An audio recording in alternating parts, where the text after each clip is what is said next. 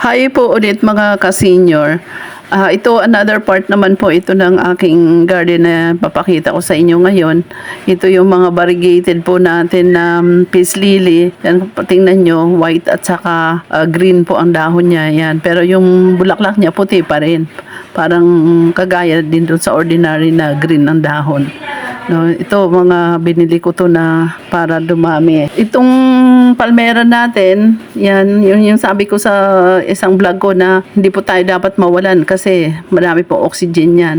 Ito naman, maganda siya. Ito may tea plant tayo na ibang klase na tea plant na tricolor. No? So maganda din siya. At saka yung ano natin, yung pink at saka green, no? Parang shrub lang siya, parang damo lang siya pero napakaganda niya. Okay, ito po yung hagdanan natin. Nandyan nilagay ko yung mga anthurium natin sa gilid. Yan, may mga fruits tayo, nakakapagbigay ng shade. Yung rambutan natin, no? Pag namunga yan, napakarami. Ito yung ating mga creeping na mga ano yan, yung inanganga, no, ng mga matatanda. At saka gamot din siya sa mga herbal natin yan. Ito ating cactus, kawawang-kawawa po talaga sila. Hindi na sila naayos kasi wala nga napabayaan. Ito yung ang mga ibang tea plant natin. Yan. Saka meron tayong variegated pandan, mga philodendron, no? Iba-ibang klase na philodendron yan. Yan. At saka croutons, yung mga croutons natin. Huli ko lang yan na pinamili ko yan sa tungko. At saka itong yucca plant natin. Yan. Tumaas na. Meron niyang isa na maliit pa, mas mahal. Pero iba yung design niya, no? Maliit lang siya. Iba-ibang klase mga halaman ito na ano lang. Kasi napagawa na ako ng istante na lagayin sa kanila para tumaas sila at makapag ng free na hangin, no? Yan yung mga variegated pandan natin na maganda. Yan, yung mga tea plant natin, magkakasama yan sila dyan. Yung eugenia natin na variegated. Iba-ibang klase yan. Dyan mismo yan sa tapat ko. Kasi nga, baka mapunta na naman sa palengke, no? Mabenta na naman. Ayan, yan mismo sa harap ko, sa may gilid ko. Diyan na ako natutulog. Yan yung mga tea plant natin na iba't ibang klase, no?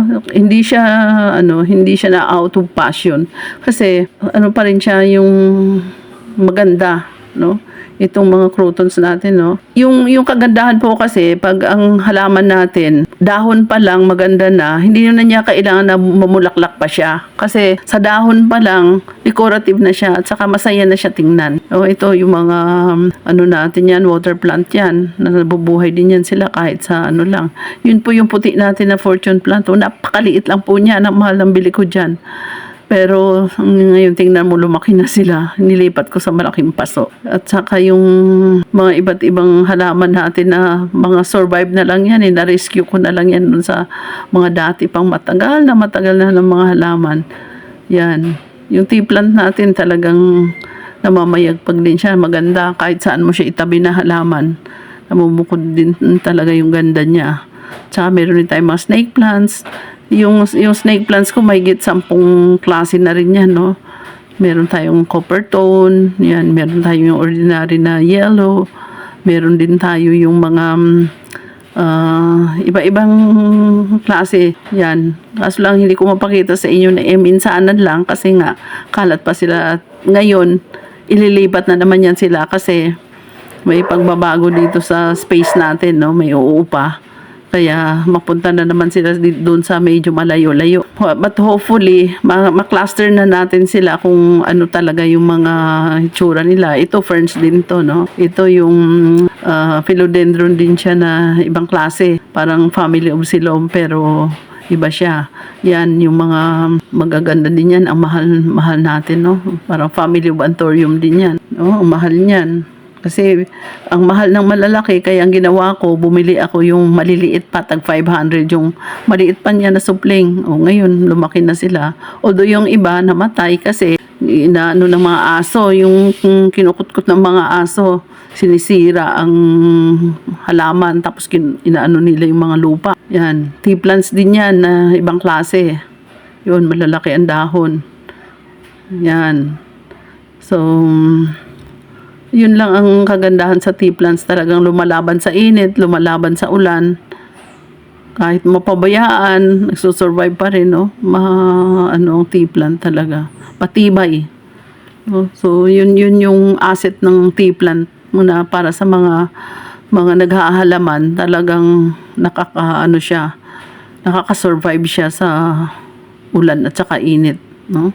Ang hindi lang talaga nila masurvive yung nakaw kasi sigurado talaga walang matira sa iyo. Although, yung mga ninanakaw ko na halaman na binubunot, may matira na mga ugat-ugat na nabubuhay pa rin. Nakakatuwa itong mga tea plant natin. Ito naman yung one line siya na family of ano din siya, yung cane plant.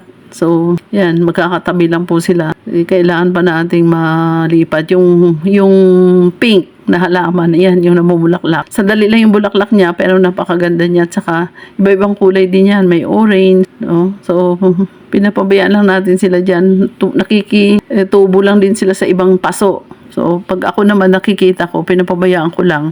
Nakikisama sila dun sa ibang halaman. Yan. Yung mga ferns natin, yun. Ito, family of tea plant din. Ito na variegated. Ibang klase din siya. Yan, yung mga mint natin.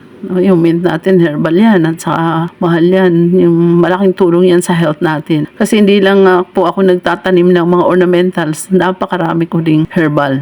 No, kaya hindi na natin kailangan na mag-maintain pa ng mga gamot sa high blood, mga gamot sa sakit ng tiyan. Yan, maglaga ka lang ng mga dahon, sold na yung ating mga sakit, may panggamot na tayo. So, yun lang po. At saka next vlog ulit. Thank you very much. Hopefully, nakabigay kami ng sa inyo, entertainment.